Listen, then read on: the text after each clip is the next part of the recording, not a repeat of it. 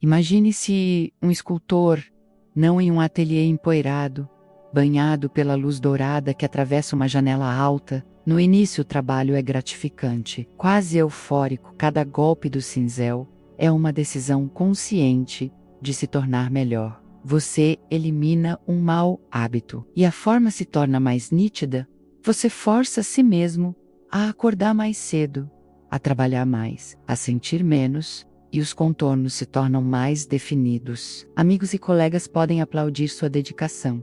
Eles veem a silhueta emergente, a figura de sucesso e autocontrole que você está se esforçando tanto para revelar. Você se sente poderoso. No controle, o arquiteto de sua própria alma. Os pedaços de pedra que caem no chão são meramente o excesso, os detritos de um eu inferior que você está transcendendo com prazer. Cada sacrifício é um passo em direção à divindade pessoal. Mas então, algo sutil começa a mudar o som do cinzel no mármore. Antes um hino ao progresso começa a ecoar de forma diferente no ateliê, cada vez mais silencioso e vazio de sua psique. Você olha para os fragmentos no chão. Aquela lasca ali não era apenas procrastinação, era a tarde que você passou sonhando acordado, imaginando mundos que nunca existiriam. Aquele pedaço maior, descartado com força, não era apenas ineficiência, era sua tendência a se perder em conversas sem rumo, a rir alto demais de uma piada boba. Aquele pó fino que agora cobre tudo, não era apenas fraqueza, era sua capacidade de chorar com um filme, de sentir uma empatia avassaladora, de admitir que estava com medo. Você continua a esculpir, pois a perfeição está tão perto. Mas agora, há uma hesitação em seus movimentos. A estátua está quase completa. Ela é magnífica, forte, simétrica, inabalável. Não há uma única falha em sua superfície polida. Ela reflete a luz com uma precisão fria e matemática. Ela é tudo o que você sempre quis ser. Mas, ao olhar para seus olhos de pedra, você não se reconhece. Não há calor ali, não há história nas linhas de seu rosto, apenas uma geometria perfeita. O ateliê está impecável, mas terrivelmente silencioso. Onde antes havia o caos vibrante de uma personalidade, agora há o silêncio asséptico de um monumento.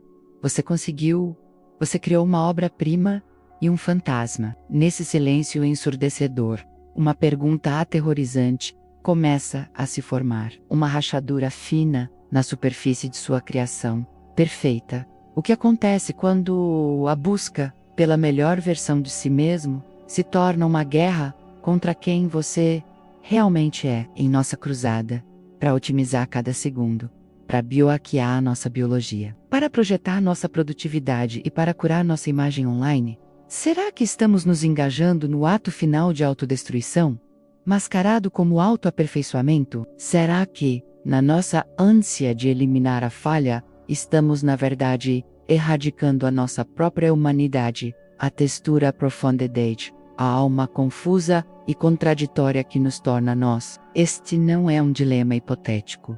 É a sombra que se alonga por trás da cultura do hustle, do brilho dos gurus de autoajuda e da promessa infinita de que você pode ser mais, fazer mais e ter mais. É o paradoxo central de nossa era. A busca obsessiva pela perfeição nos leva a um vazio existencial, uma versão de nós mesmos tão polida que não reflete mais nada. E a pergunta mais perigosa de todas, aquela que ecoa no ateliê vazio, é esta: e se a perfeição não for o objetivo final, mas sim a forma mais requintada e sutil de aniquilação? Essa sensação inquietante de que algo está profundamente errado não é um defeito em sua programação, é um sinal. É o fantasma, na máquina sussurrando, que a busca implacável pela luz criou uma escuridão que não podemos mais ignorar. Não é por acaso que nos encontramos nessa armadilha. É o resultado de um mecanismo invisível, uma força silenciosa, que opera nas profundezas de nossa psicologia e é tecida na própria estrutura de nossa sociedade, para entender como escapar dessa galeria de espelhos. Primeiro precisamos desvendar como ela foi construída e por quê. Precisamos olhar para as fundações, para as raízes psicológicas e filosóficas que nutrem essa fome insaciável por um eu que talvez nunca devesse existir. Com certeza aqui está a segunda seção do seu roteiro. O problema oculto e suas raízes psicológicas, filosóficas, dando continuidade à narrativa e atenção da primeira parte. Essa fome por um eu impecável, essa compulsão para esculpir-se até a perfeição, não é simplesmente uma falha de caráter ou uma vaidade moderna.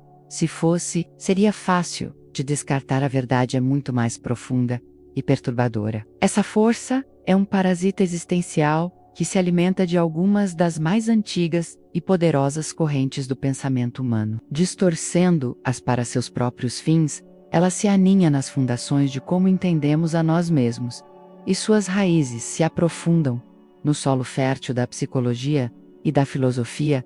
Para entender o poder dessa armadilha, precisamos nomear seus arquitetos. O primeiro arquiteto é uma figura que vive dentro de cada um de nós, uma figura que o grande psicólogo suíço Carl Jung chamou de a sombra. A sombra é o repositório de tudo aquilo que reprimimos, negamos ou nos envergonhamos em nós mesmos. Todas as lascas de pedra que você, o escultor, removeu com tanto zelo, a preguiça, a raiva, a tristeza, a irracionalidade não se desintegraram no nada, elas não desapareceram. Em vez disso, elas caíram na escuridão de seu inconsciente onde unir. Coalesceram e ganharam vida própria. Quanto mais brilhante e perfeita a estátua que você exibe ao mundo, mais escura, densa e poderosa se torna sua sombra. Você busca a luz, mas esquece que todo objeto iluminado projeta uma sombra proporcional à intensidade da luz ao negar suas falhas. Mas a psicologia por si só não explica a nobreza que sentimos ao nos autoaperfeiçoarmos. Para isso, precisamos nos voltar para a filosofia. O pensador dinamarquês Søren Kierkegaard alertou sobre uma forma de desespero que ele considerava a mais profunda de todas: o desespero de não querer ser si mesmo. Olha ao redor a cultura do autoaperfeiçoamento. Em sua forma mais extrema, é a manifestação em massa desse desespero. É uma declaração coletiva de que nosso eu autêntico, bruto e imperfeito não é suficiente. É uma tentativa frenética de escapar de si mesmo, vestindo a fantasia de um eu idealizado. Kierkegaard argumentaria que a verdadeira jornada do eu não é a da aniquilação das falhas, mas a da integração apaixonada de todas as partes de si, a aceitação corajosa do ser finito, paradoxal e falho que somos. O que nós chamamos de autoaperfeiçoamento, ele poderia chamar de a mais profunda forma de autoalienação. Essa pressão interna é então amplificada por uma força que a psicanalista Karen Horney identificou como a tirania dos deverias. Assim, o problema oculto se revela.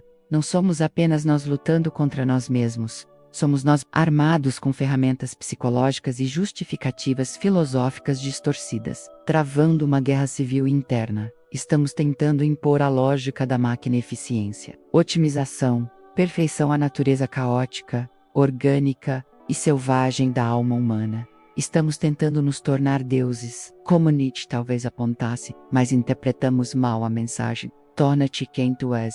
Não era um comando para esculpir um ideal, mas para abraçar a totalidade de seu ser, o abismo e o pico. Em vez disso, pegamos essa vontade de poder e a voltamos para dentro, tornando-nos nossos próprios tiranos. A identidade se torna um projeto a ser gerenciado, não um mistério a ser vivido.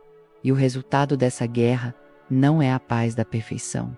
É o silêncio de um campo de batalha, onde um lado quase aniquilou o outro. Agora vemos as raízes do problema, menos a sombra que cresce. A fuga existencial de si mesmo. Com certeza aqui está a terceira seção do seu roteiro. As consequências invisíveis, que explora o impacto tangível do paradoxo, aprofundando a tensão e a urgência. Os frutos venenosos, que crescem das raízes da auto-otimização, raramente se anunciam com essa fiação neurológica, é então explorada e reforçada por suas próprias falhas cognitivas. Seu cérebro, por padrão, ela o treina para ver suas próprias características humanas, sua necessidade de descanso, seus momentos de dúvida, suas emoções negativas, não como partes naturais da experiência, mas como ameaças existenciais que devem ser neutralizadas ao mesmo tempo. O viés de confirmação o aprisiona em uma câmara de eco. Você consome livros, podcasts e conteúdo de mídia social que reforçam a crença de que você deve estar se otimizando, enquanto ignora as vozes que pregam a aceitação, a compaixão e o descanso. Sua mente constrói ativamente a própria gaiola, usando os tijolos da sabedoria convencional e a argamassa de seus medos mais profundos. As consequências se espalham para fora, envenenando a maneira como você se conecta, ou melhor, como deixa de se conectar. A autenticidade, a base de toda intimidade genuína, requer vulnerabilidade. Mas como você pode ser vulnerável com outra pessoa quando declarou guerra à sua própria vulnerabilidade? Como você pode compartilhar suas falhas quando seu projeto de vida é eliminá-las? E sua vida social se reorganiza em torno de uma fachada que o isola. Você se sente exausto, mas se diz que precisa de mais disciplina. Você se sente sozinho, mas conclui que precisa se tornar mais impressionante para ser amado. Você se sente vazio, mas acredita que a resposta é adicionar mais uma meta, mais um hábito. A estátua perfeita que você está esculpindo é uma criatura solitária. Ela pode ser admirada à distância, mas não pode ser abraçada. Ela não tem rachaduras. Talvez a consequência mais desorientadora de todas seja uma espécie de paralisia de identidade, quando sua identidade está totalmente investida em uma versão futura e perfeita de si mesmo. Quem é você agora? Volcanal EOU, defeituoso do passado, e ainda não é o perfeito do futuro. Você existe em um estado liminar, perpétuo.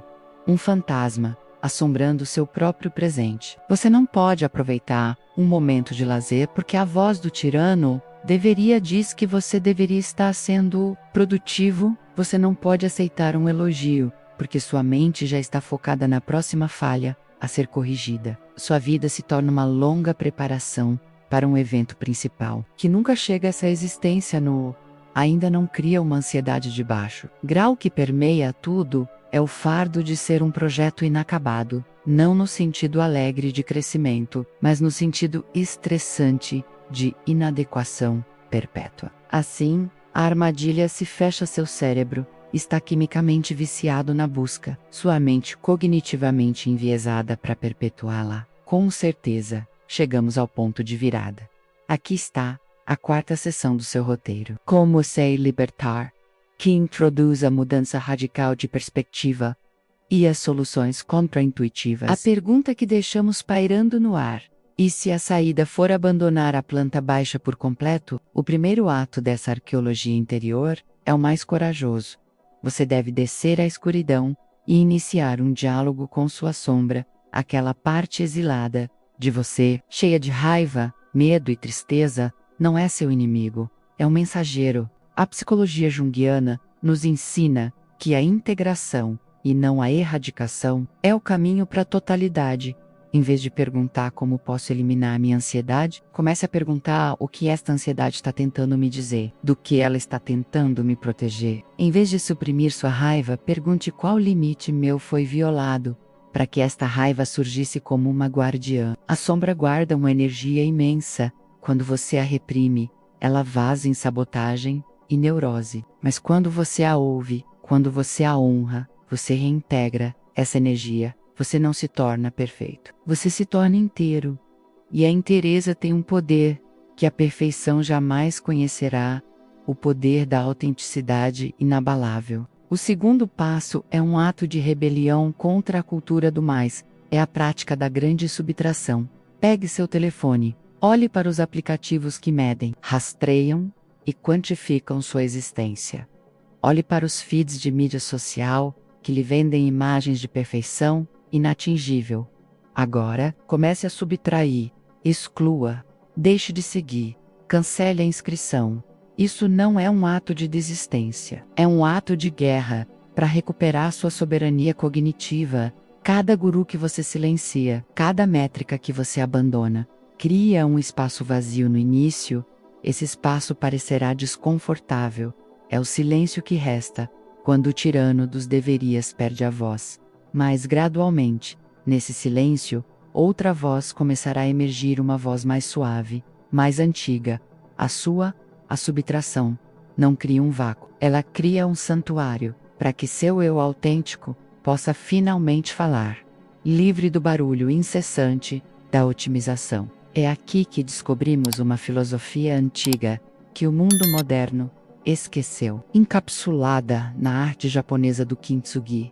Quando uma peça de cerâmica quebra, os mestres Kintsugi não a jogam fora, eles a reparam. Mas em vez de esconderem as rachaduras, eles as preenchem com laca, misturada com ouro em pó. O resultado é um objeto que não é apenas consertado, mas que se torna mais belo, mais valioso e mais interessante, precisamente por ter sido quebrado as cicatrizes. São a parte mais bonita da história da peça. Esta é a nova mentalidade. Seus fracassos, seus traumas, suas imperfeições, não são sua vergonha, são suas linhas de ouro, são a prova de que você viveu, lutou e sobreviveu. A sociedade lhe diz para esconder suas rachaduras. A filosofia do Kintsugi lhe diz para iluminá-las. A busca pela perfeição é a tentativa de parecer nunca ter sido quebrado, a busca pela inteireza. É a coragem de mostrar onde você foi remendado com ouro. Essa mudança de perspectiva o liberta da paralisia da identidade. Você não precisa mais esperar por uma versão futura e impecável para se sentir digno. Sua dignidade está aqui, agora em sua magnífica e dourada imperfeição. Essa nova abordagem exige uma redefinição da própria disciplina. A disciplina deixa de ser a força bruta para se conformar a um ideal externo e se torna a prática gentil e consistente de retornar a si. Mesmo é a disciplina de parar de trabalhar quando se está cansado. Em vez de tomar mais uma xícara de café, é a disciplina de dizer não a oportunidades que parecem boas no papel, mas que traem sua paz interior. É a disciplina, como ensinavam os taoístas com o conceito de Wu Wei, de agir em harmonia com o fluxo de sua natureza. Em vez de lutar constantemente contra a corrente, você descobre que o controle real não vem de forçar a si mesmo, mas de ouvir a si mesmo com uma honestidade tão radical que se torna seu guia mais confiável. Você se sente poderoso, não porque pode se moldar em qualquer forma, mas porque não precisa mais se moldar em forma alguma, exceto na sua própria. Ao soltar o cinzel, dialogar com sua sombra, praticar a subtração e aprender a ver suas cicatrizes como ouro. Você com certeza aqui está a quinta e última sessão do seu roteiro, a realização final e mais poderosa, que entrega a revelação central e conclui a jornada com um chamado à ação poético e personalizado. Quando você finalmente tem a coragem de traçar suas rachaduras com ouro, quando você aprende a ouvir sua sombra e a dançar com sua própria inteireza, a nova paisagem que se revela é mais vasta e estonteante do que você jamais imaginou. A verdade suprema que o aguarda não é apenas uma nova estratégia para viver melhor. É uma redefinição fundamental da própria natureza da realidade e de seu lugar nela. A realização mais poderosa e libertadora é esta: o eu que você passou a vida inteira tentando consertar, polir e aperfeiçoar, nunca existiu para começo de conversa. Essa afirmação parece um paradoxo, mas é a porta de saída final da prisão. Pense nisso, toda a sua luta se baseava na premissa de que você é uma coisa, um objeto estático. Uma estátua que poderia ser aperfeiçoada, mas você não é uma estátua. Você não é um substantivo. Você é um verbo. Você não é uma coisa, você é um acontecimento sua. Consciência não é um monólito, mas um rio, um fluxo constante de pensamentos, emoções, sensações, memórias e impulsos que surgem e desaparecem o eu que você acredita ser.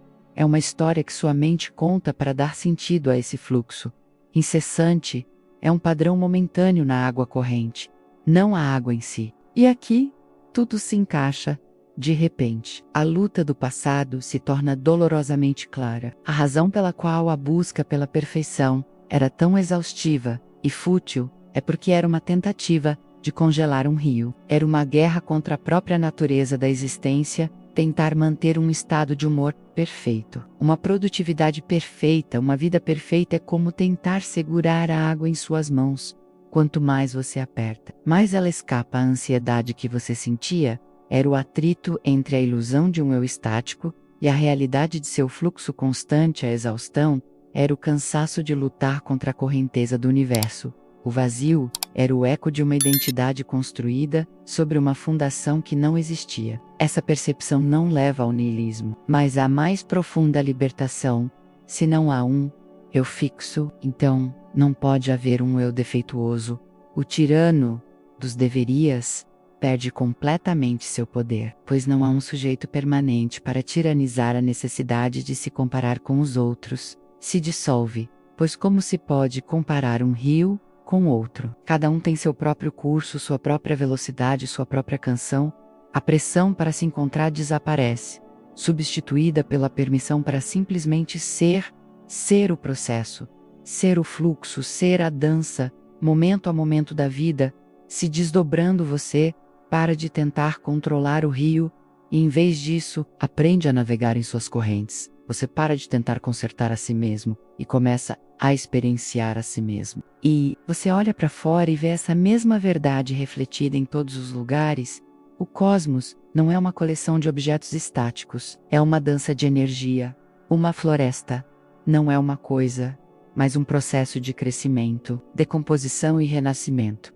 Uma estrela não é um ponto fixo, mas uma fornalha furiosa de fusão, vivendo e morrendo ao longo de eras. A tentativa humana de criar um eu perfeito e imutável é a única anomalia, uma tentativa de se retirar da dança magnífica e caótica da realidade. A verdadeira espiritualidade, a verdadeira paz, é a coragem de dissolver sua identidade rígida e se juntar novamente a essa dança, é abandonar a segurança frágil da estátua e mergulhar no rio da vida, com todas as suas curvas inesperadas, suas corredeiras e seus trechos de calma profunda. É aqui que a nossa jornada termina e começa. Aquele ateliê silencioso e frio da perfeição agora está abandonado e, como em todos os lugares abandonados, algo novo começa a crescer. A natureza, sua verdadeira natureza, começa a reivindicar o espaço. As trepadeiras da espontaneidade cobrem as paredes da rigidez. As flores silvestres da alegria inesperada brotam nas rachaduras do piso de mármore. O silêncio não é mais vazio. Ele está vivo com o som do vento e da água corrente. Este canal é dedicado a explorar esses lugares, não apenas os lugares físicos como as ilhas esquecidas e os parques temáticos abandonados, que nos fascinam. Junte-se a nós nesta jornada. Vamos explorar juntos o paradoxo, não como um problema a ser resolvido, mas como um portal a ser atravessado, porque a verdade final é que você não se perde ao abandonar a busca pela perfeição. É lá que, pela primeira vez, você verdadeiramente se encontra.